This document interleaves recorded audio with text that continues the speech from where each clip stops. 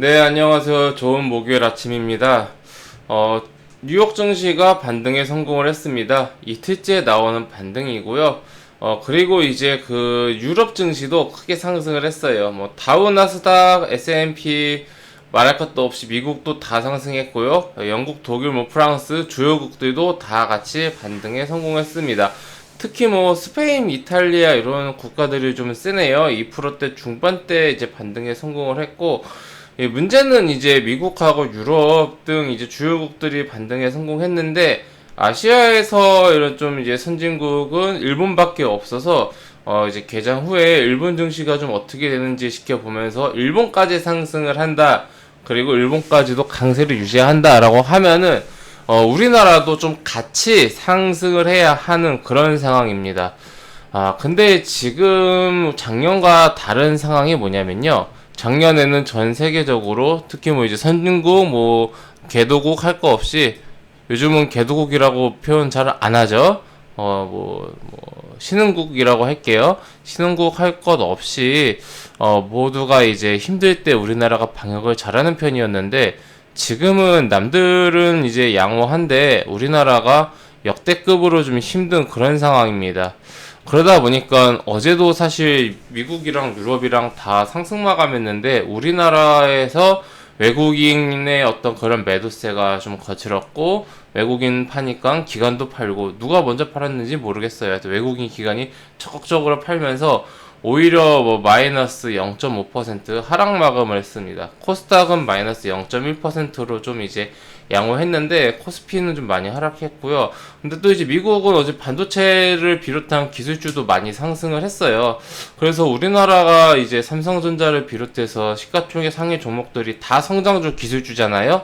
그러다 보니까 이쪽에서 우리나라도 지금 오늘 코스피가 미국이랑 뭐 주요국들 따라간다라면 코스피가 강하게 치고 올라가야 될 시점인데 코로나가 다들 아시다시피 지금 사상 최고치가 오늘 나올 것 같아요. 1,800명이 넘을 것 같고요.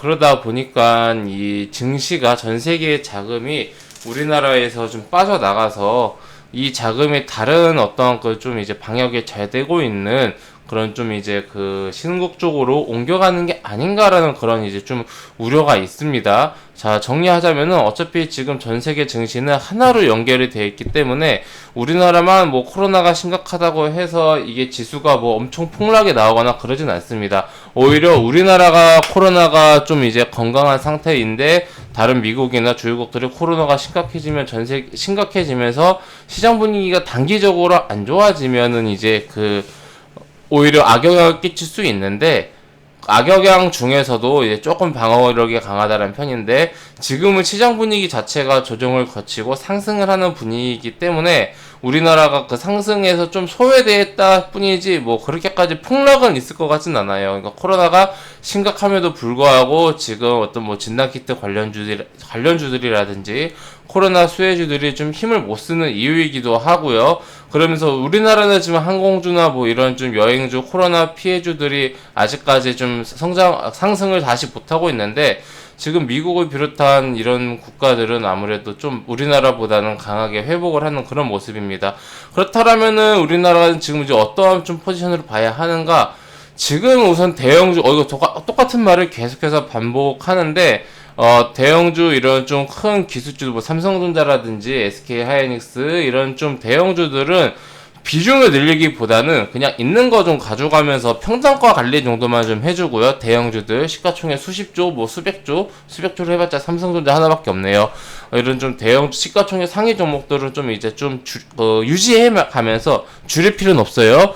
유지해 나가면서 이제 중형주들 위주로 좀 이제 좀 바라봐야 한다. 그리고 최근에 네이버, 카카오를 비롯한 이런 좀 이제 인터넷 성장주들이 반등을 많이 강하게 상승을 했잖아요. 근데 이제 상승 못한 쪽이 어딘가라고 보면은 좀 이제 경기 민감주 쪽들 한동안 조정받고 쉬고 있어요. 이렇게 만약에 어떤 중형주 라인에서 본다라고 한다라면은 이런 경기 민감주라든지 그리고 올해 계속해서 힘들다가 지금 이제 겨우 바닥 다지고 있는 바이오라든지 이런 쪽으로 좀 눈을 돌려보는 편이 어떤가 싶고 근데 이쪽은 약간 중기적으로 바라보는 관점이고 단기적으로는 이제 좀 실적이 그래도 괜찮은 실적이 괜찮고 좀 어느 정도 성장성이 지금 받쳐주는, 지금 진단키트 관련주들을 비롯한 이런 종목들이 좀 저평가를 받고 있는 게 성장성에 대한 의문 때문에 그렇습니다.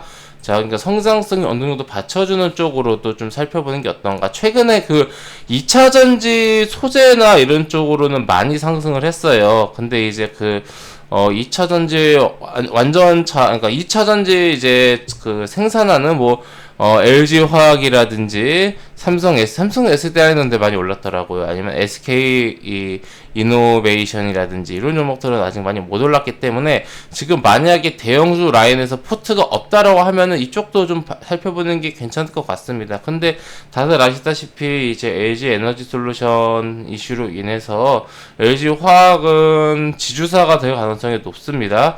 그렇다면은 SK 이노베이션도 이제 이 배터리 쪽을 띄어낼 건데 아직까지는 좀 일정이 남았기 때문에 상대적으로 LG 화학보다는 SK 이노베이션 같이 시간이 조금 남아있는 쪽이 어떨까 싶고, 삼성 SDI는 좀 지금 아직 많이 오른 상태에서 덜 조정이 나와서 이거는 한 두어 달 정도 전에는 매수하기가 여기 60만원 초반대에서 딱 좋았는데 지금 70만원대 중반까지 올라온 지금은 좀 비싼 것 같아요. 전 개인적으로는 다시 가격까지 내려와야 좀 의미가 있지 않을까 생각이 들고요. SK이노베이션도 주가가 좀 많이 오른 상황이네요.